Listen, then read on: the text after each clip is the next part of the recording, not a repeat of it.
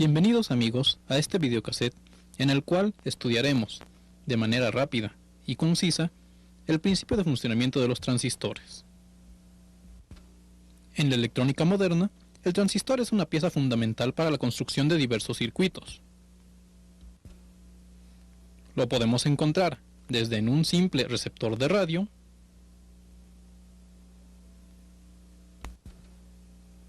hasta en los circuitos impresos correspondientes a cámaras de video.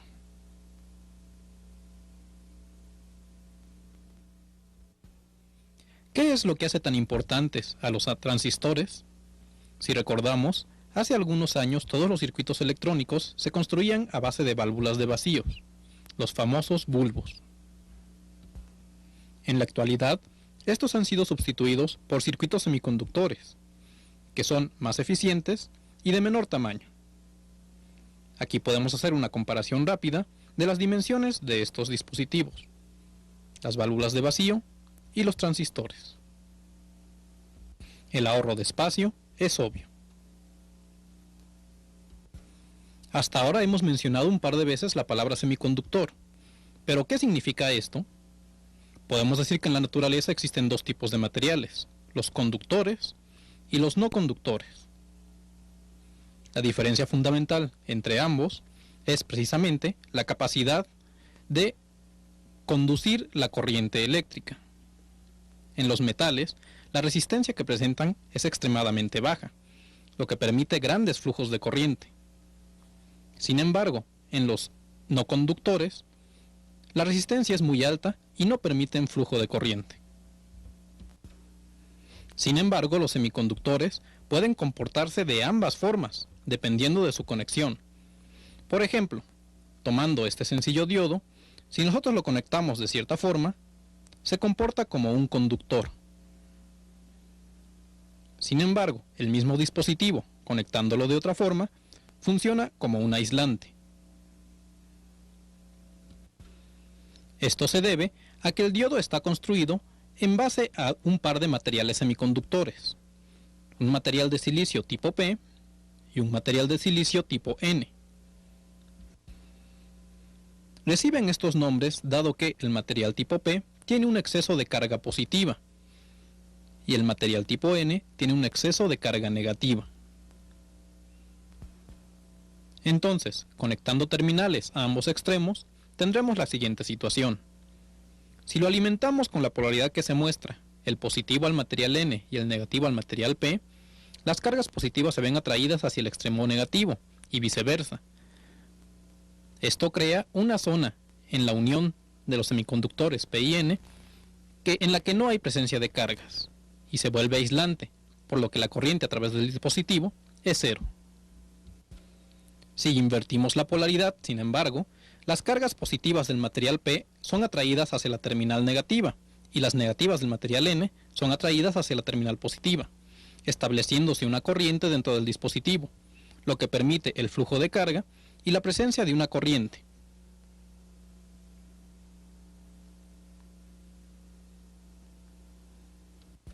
De ahí entonces, la propiedad de un semiconductor de comportarse como aislante y como conductor al mismo tiempo.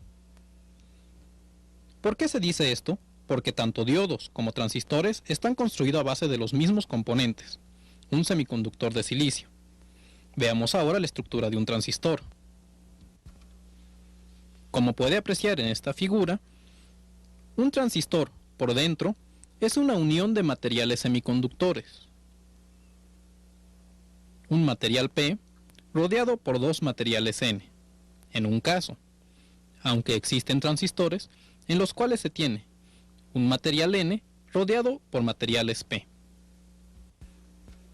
Con esto podemos deducir que existen básicamente dos tipos de transistores. Un transistor al que se le llama NPN, cuyo símbolo es el que estamos viendo, y un transistor denominado PNP, que es como se muestra.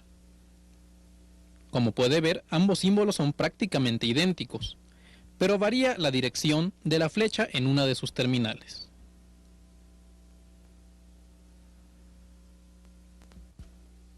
Hacia afuera en el NPN y hacia adentro en el PNP. Por lo que se refiere a su forma física, los transistores pueden tener encapsulados muy variados, dependiendo de la aplicación específica. Los encontramos de potencia pequeña, de potencia media-baja, potencia media-alta y potencia muy alta.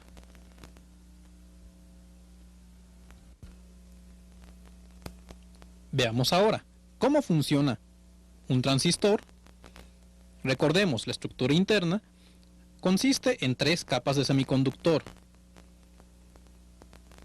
Estas 3 capas tienen cada una su terminal correspondiente y reciben un nombre. Una es el colector, otra es la base y la última es el emisor. ¿Cómo funcionan estas 3 capas de semiconductor? Veamos. Al momento en que el transistor es polarizado de la forma en que se muestra, un voltaje positivo en el colector, un voltaje igualmente positivo en la base, aunque menor que el de colector, y el voltaje negativo aplicado al emisor, en ese momento se crea una pequeña corriente que circula desde el emisor hacia la base. Sin embargo, esta corriente crea un efecto de avalancha, que hace que la corriente de la base se multiplique varias veces, estableciéndose una corriente muy grande entre el emisor y el colector, de forma que la corriente de colector será igual a beta veces la corriente de la base. O lo que es lo mismo, la corriente de colector será igual a la corriente de base multiplicada por un factor HFE. Entonces, en resumen, podemos decir que un transistor se comporta, básicamente, como un dispositivo que amplifica la corriente de su base por un factor de beta o HFE, según la convención empleada. Y esta multiplicación se realiza en la corriente del colector. Esto es, la corriente del colector será igual a la corriente de base multiplicada por el factor anterior. ¿Cómo podemos aprovechar las propiedades de esta minúscula pastilla de silicio en nuestro provecho? Veamos a continuación algunos ejemplos. En este momento se presenta en pantalla un circuito electrónico, el cual, como usted puede ver, consta de una resistencia,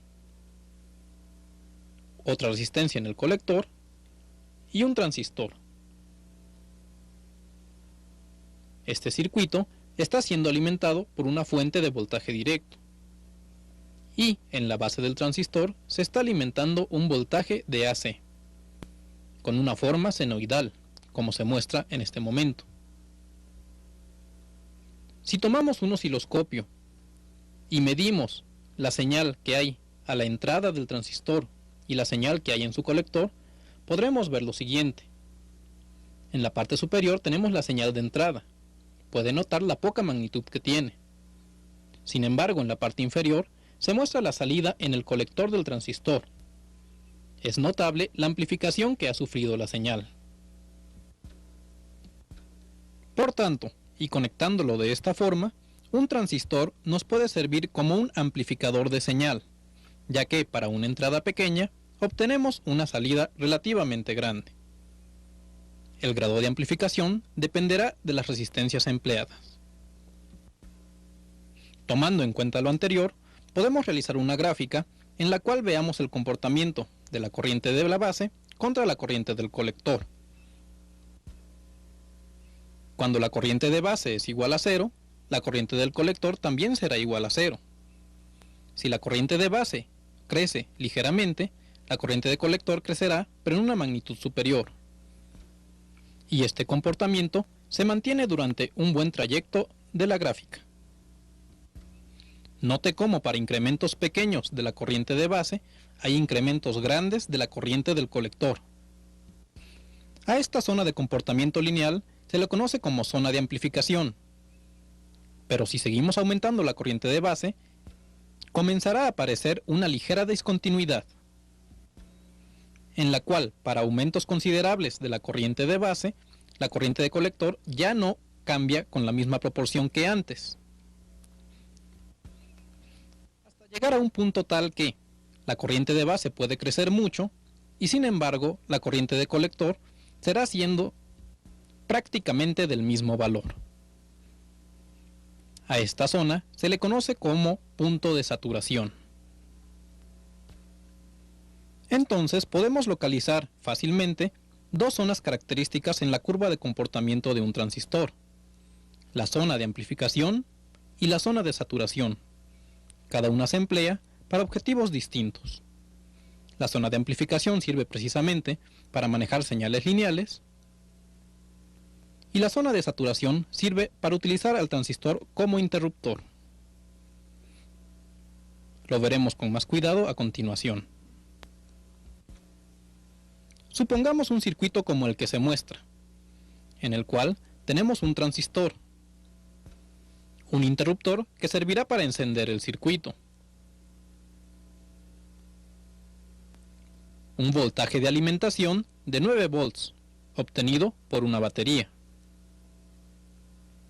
dos resistencias, una de 330 ohms y una de 1 kilo ohm,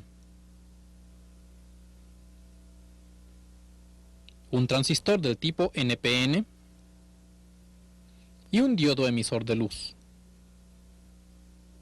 Interpretando este circuito, podemos ver que, al momento en que el interruptor se cierre, pasará corriente a la base, el transistor pasará a su estado de saturación y el diodo emisor de luz encenderá. Para construirlo físicamente, necesitaremos un transistor tipo BC547 y las resistencias mencionadas anteriormente, una de 330 ohms y una de 1 kilo ohm.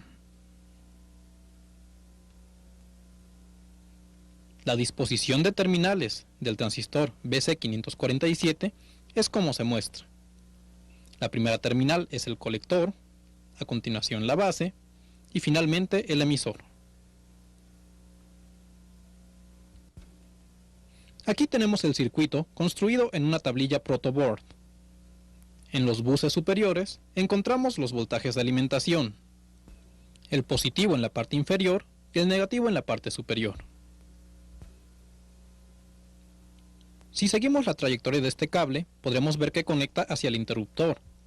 En su otro extremo se encuentra la resistencia de 1K, que va conectada hacia la base del transistor. Por el lado del colector encontramos la resistencia de 330 y el LED.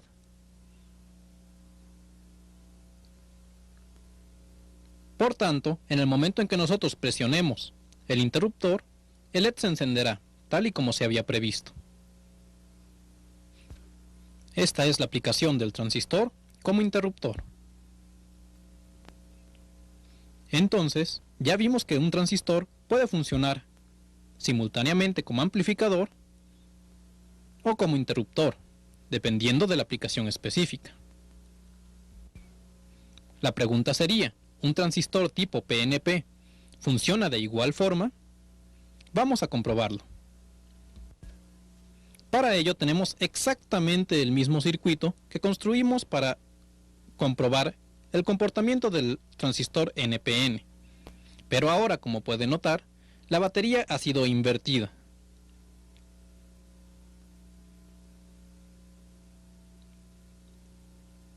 El emisor sigue en su lugar. Las resistencias también, pero el diodo también ha sufrido un cambio de polaridad.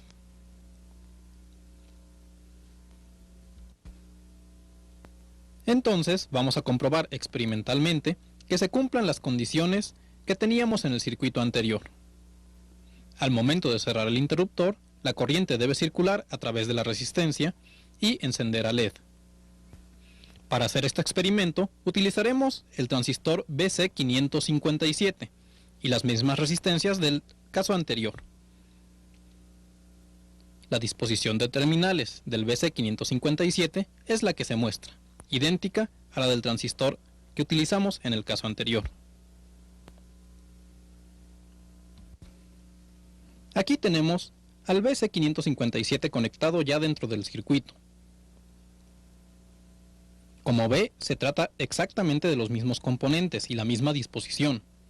Sin embargo, hemos invertido la convención de la polaridad, esto es, ahora el negativo está abajo y el positivo está arriba. Al momento que presionamos el interruptor, el LED se enciende, esto es, el circuito funciona exactamente igual que con un transistor NPN, hechas las correcciones indispensables. Veamos ahora un poco sobre las formas como podemos encontrar conectado en un transistor. La forma más común es tipo emisor común, que es como se muestra. Y de hecho es el caso que ya habíamos estudiado. Una señal pequeña alimentándose en la base y una señal bastante amplificada saliendo por el colector. Sin embargo, como imaginará, no es la única forma como se puede conectar el transistor, ya que la salida de colector sirve para amplificar. Pero, ¿qué sucedería si llevamos la salida del osciloscopio hacia la salida del emisor? Como puede ver, ahora está conectado el osciloscopio de modo de que despliegue simultáneamente la entrada de la base y la salida del emisor. Y como puede notar, en este caso no existe amplificación, al contrario, existe una ligera atenuación. Y no solo eso, la señal ya no cambia de polaridad, sino que mantiene su misma fase. Por tanto, a este tipo de conexión, donde se tiene una entrada en la base y una salida en el emisor, se le llama un buffer o seguidor. Mientras que, cuando tenemos la salida en el colector, el circuito se transforma en un amplificador inversor, ya que amplifica la entrada por un factor, pero al mismo tiempo la invierte.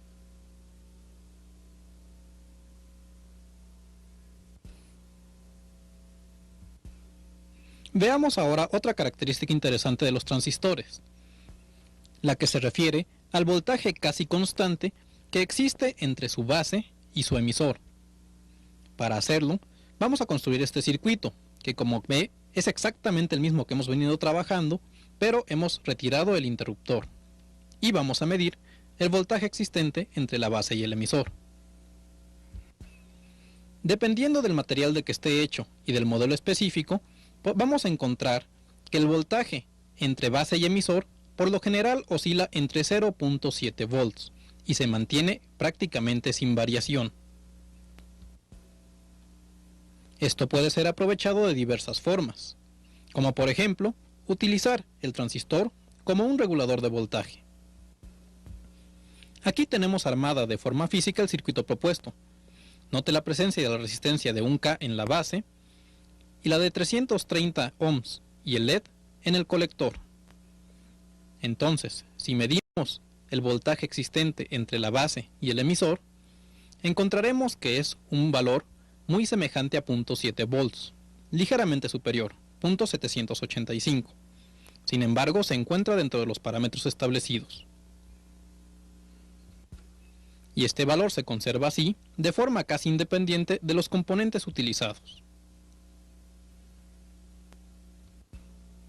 Entonces, si tenemos que el voltaje entre base y emisor de un transistor es casi fijo, y sabemos que el voltaje de un Zener se mantiene también casi fijo independientemente de su alimentación, podemos nosotros crear un regulador de voltaje con un circuito tan sencillo como el que se muestra. Una resistencia, un diodo Zener y un transistor, y convertir un voltaje no regulado en voltaje regulado, siempre y cuando el voltaje del Zener sea igual al voltaje de entrada menos 4 volts o menor.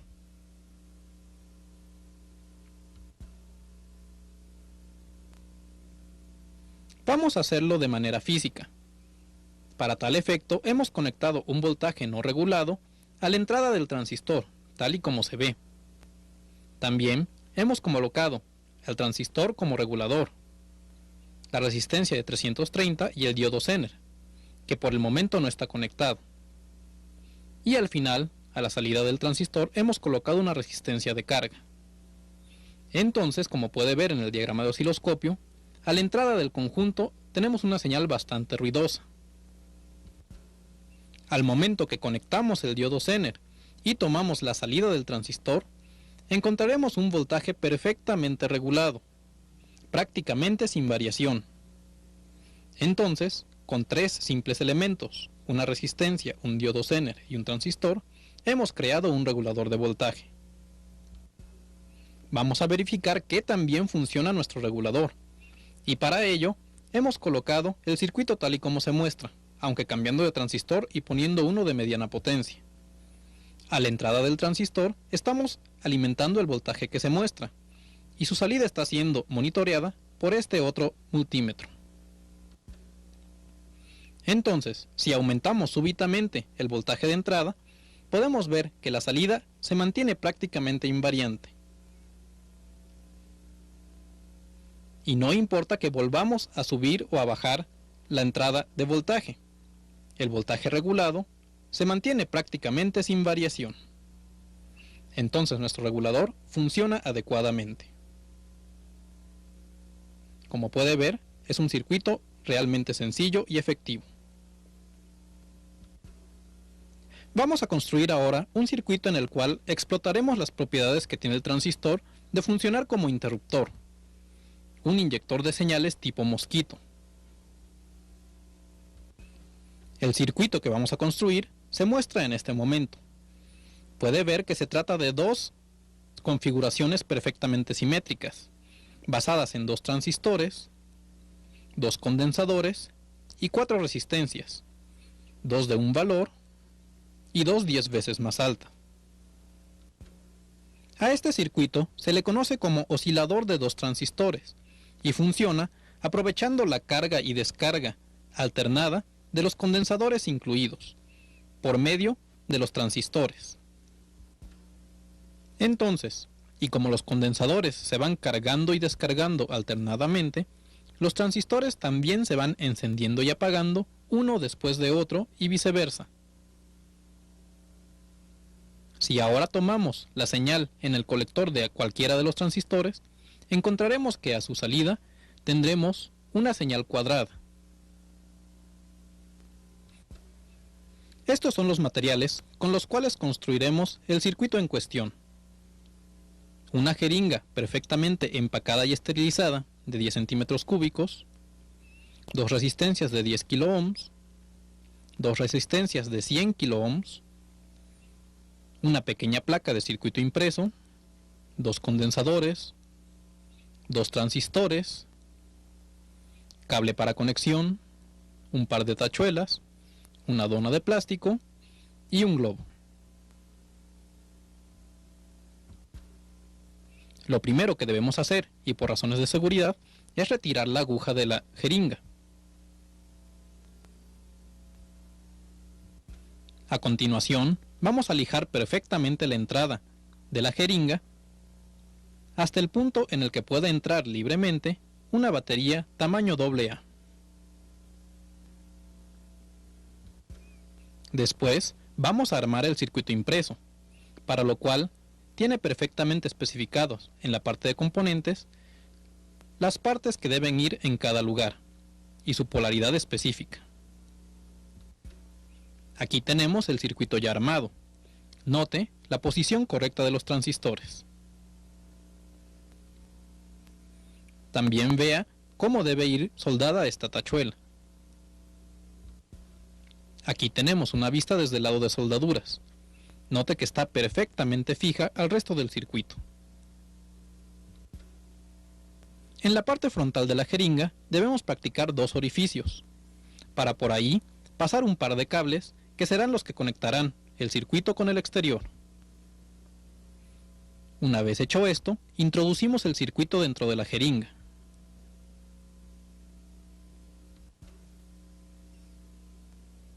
Aquí tenemos la salida de la referencia de tierra y a la aguja en sí se conecta la salida de señal. Para actuar como interruptor, se coloca la dona de hule espuma sobre el casquete positivo de la batería y ahí se conecta la otra tachuela. Finalmente, se cubre toda la parte posterior con el globo que habremos cortado previamente y con eso habremos terminado nuestro inyector de señales. Como puede ver, se trata de un circuito realmente sencillo y muy práctico, ya que su pequeño tamaño nos permite transportarlo a donde queramos. Vamos a verificar la operación del circuito. Para ello, hemos conectado un osciloscopio tanto a la parte negativa como a la aguja de nuestro proyecto. Cada vez que nosotros establezcamos el contacto con la parte positiva de la batería, deberá aparecer en la pantalla del osciloscopio una señal oscilante, casi cuadrada. Como puede ver, el oscilador de 2 transistores funciona adecuadamente. Lo que nos prueba, sin lugar a dudas, que hemos construido nuestro proyecto adecuadamente. La forma de emplear el inyector de señales es la siguiente. Supongamos que tenemos un circuito de audio al que queremos detectarle una falla. Primeramente conectamos la referencia de tierra hacia la tierra general y después vamos inyectando señal en diversos puntos del circuito hasta que localicemos el lugar exacto de la falla. Como puede ver, su empleo también es extremadamente sencillo. Veamos ahora otro tipo de transistor que encontramos comúnmente en circuitos electrónicos, el transistor tipo FET o de efecto de campo. Su símbolo es como se muestra. También 3 terminales, pero ahora con una forma más cuadrada. También existe de 2 tipos, un transistor tipo N y un transistor tipo P. Su forma física es como se ve a la derecha. Por lo general, los transistores tipo FET vienen encapsulados metálicos, aunque ahora ya es muy común encontrarse encapsulados plásticos iguales a los de los transistores de unión. Sin embargo, su principio de operación es muy distinto. Aquí tenemos un diagrama esquematizado del interior de un transistor. Como podemos ver, se trata de un solo material tipo N conectando a 2 de las terminales y 2 placas de material tipo P conectadas a otra terminal. Entonces tenemos una terminal fuente o source, una drenaje o drain y una gate o compuerta. Como ve, han desaparecido el emisor, colector y base. La forma como funciona este circuito es la siguiente. Al momento en que en las terminales P aparece un voltaje, comienza a aparecer una zona de depleción. Si no existe ningún voltaje, existe conexión directa entre el drenaje y la fuente. Sin embargo, al ir incrementando el voltaje de la compuerta, aparecen zonas en las cuales la conducción de corriente se vuelve más difícil, incrementando la resistencia y reduciendo el flujo de corriente entre las otras 2 terminales. Al incrementar el voltaje de compuerta, el canal de conducción se estrecha aún más, limitando bastante el flujo de corriente.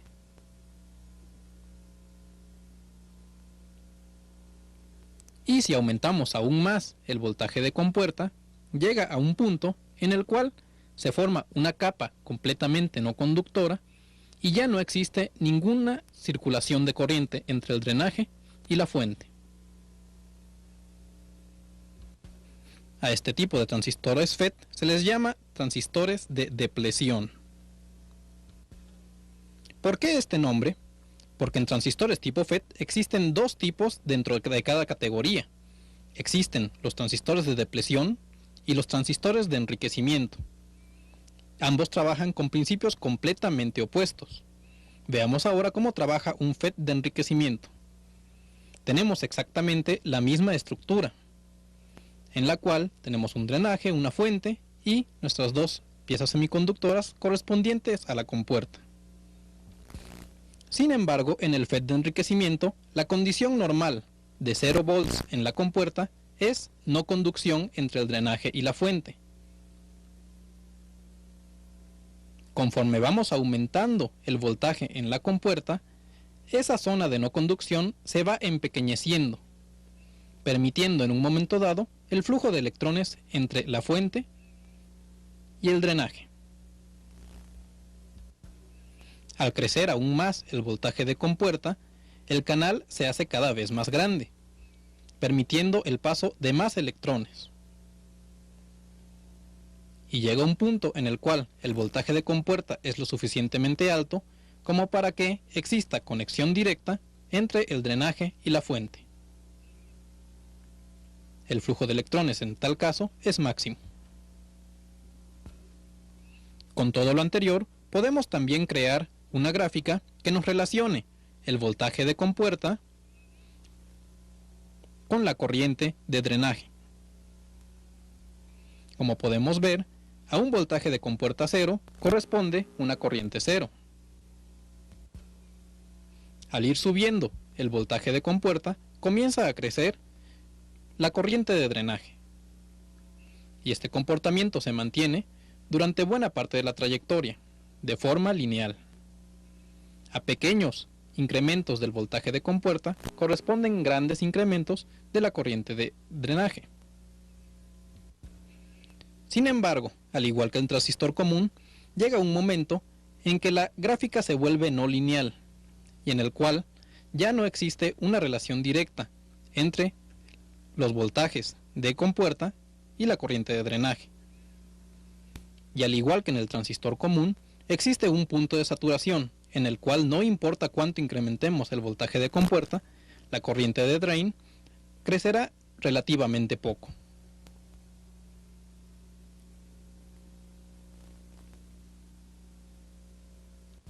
Entonces estos transistores también tienen su región de amplificación y su región de saturación, y pueden emplearse de forma muy similar que el transistor común.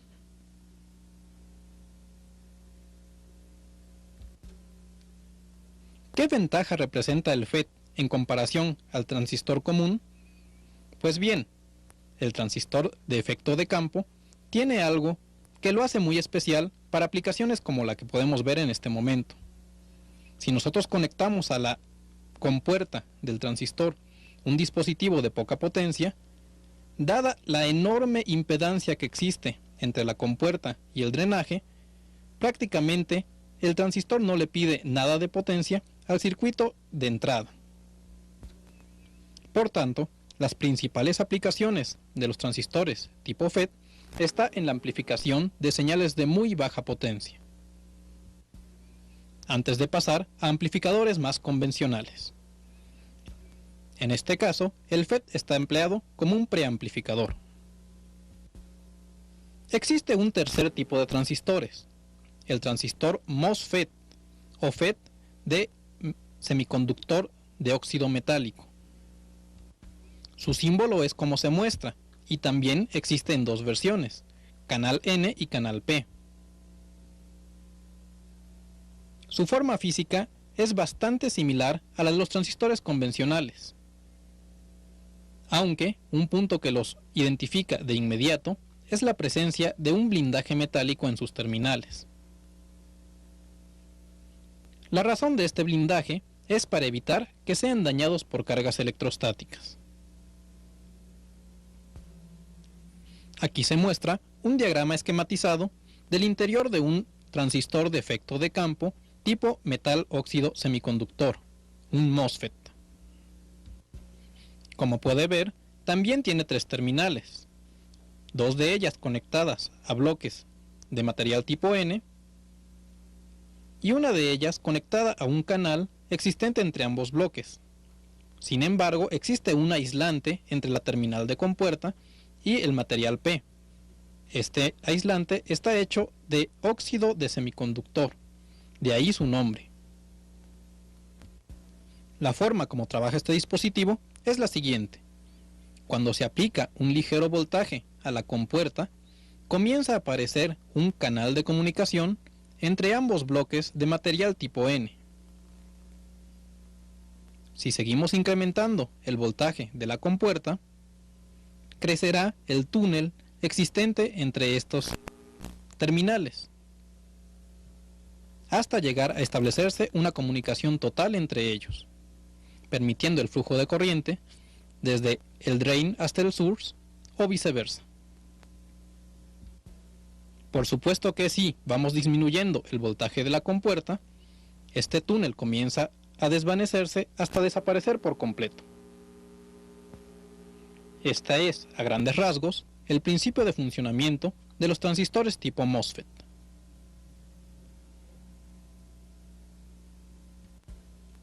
Al igual que en los casos anteriores, vamos a hacer una gráfica que relacione el voltaje de compuerta con la corriente de drenaje.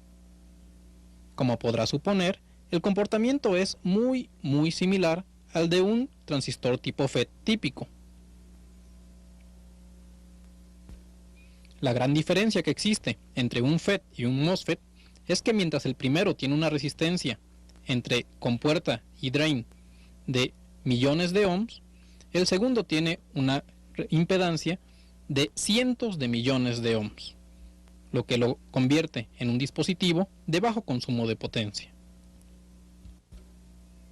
Esto se debe principalmente a que no existe un contacto físico entre la compuerta y el resto de los componentes del dispositivo, sino que entre ellos existe un material aislante, el semiconductor de metal óxido. Esto implica que la corriente de compuerta será del orden de los nanoamperes, haciendo a este dispositivo ideal para aplicaciones en las cuales el consumo de potencia sea un factor crítico. Aunque sí llegamos a encontrar en el mercado transistores MOSFET individuales, tales como los que vemos, lo normal es encontrarlos integrados dentro de enormes circuitos, los circuitos integrados de tecnología MOS. Estos dispositivos pueden tener diferentes formas y tamaños, lo mismo que aplicaciones. Encontramos transistores tipo MOS en microprocesadores como este Z80,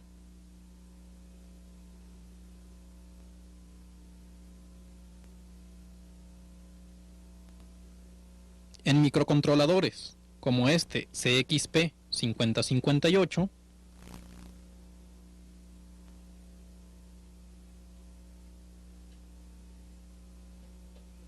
o en circuitos integrados digitales, con puertas como la serie 4000, muy empleada en diversas aplicaciones.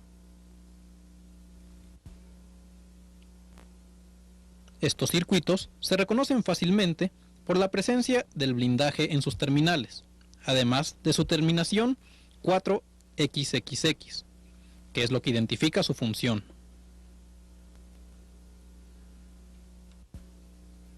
Es tanta la difusión de estos circuitos que los podemos encontrar incluso en proyectos tipo escolar, tal como el que se presenta. Allí podemos encontrar este circuito integrado 4017, que está construido precisamente con transistores tipo MOS. Pues bien amigos, con esto hemos terminado un rápido recorrido por el mundo de los transistores. Espero que lo dicho aquí los impulse a estudiar más y verificar por su cuenta todas las dudas que tengan.